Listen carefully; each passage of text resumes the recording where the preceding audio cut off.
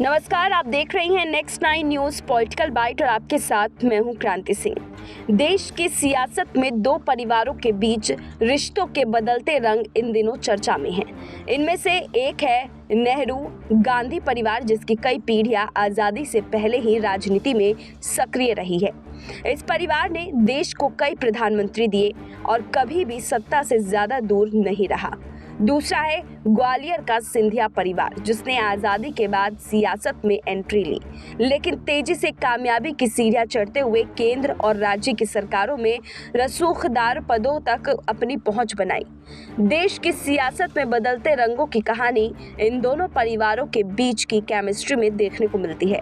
कट्टर दुश्मनी से लेकर अभिन्न दोस्ती तक इन दोनों परिवार ने रिश्ते के हर रंग देखे हैं।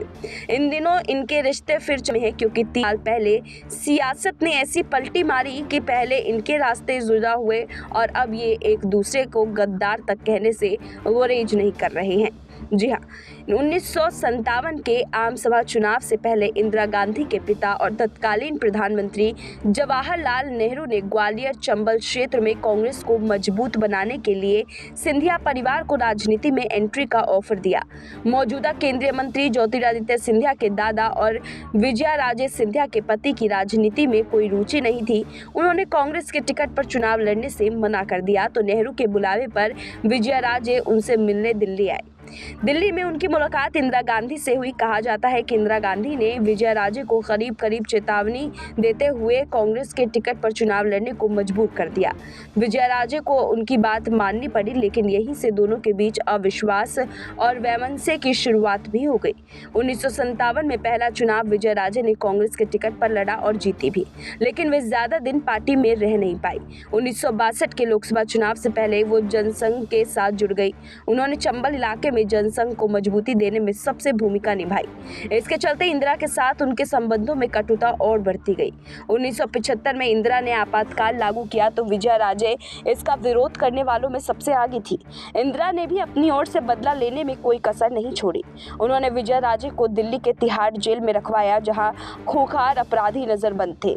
इस दौरान सिंधिया के महल ग्वालियर पैलेस में सरकारी एजेंसियों ने छापा मारा और कई मुकदमे परिवार पर लाद दिए। काफी मशक्कत के बाद विजयाराजे जेल से रिहा हुई। इसके बाद विजयाराजे इतनी आहत हुई कि वे 1980 में इंदिरा के खिलाफ ही चुनावी मैदान में उतर गई और पूरी तरह से पराजित हुई। विजयाराजे और इंदिरा के बीच दुश्मनी के ठीक उल्टे थे माधवराव सिंधिया और राजीव गांधी के रिश्ते।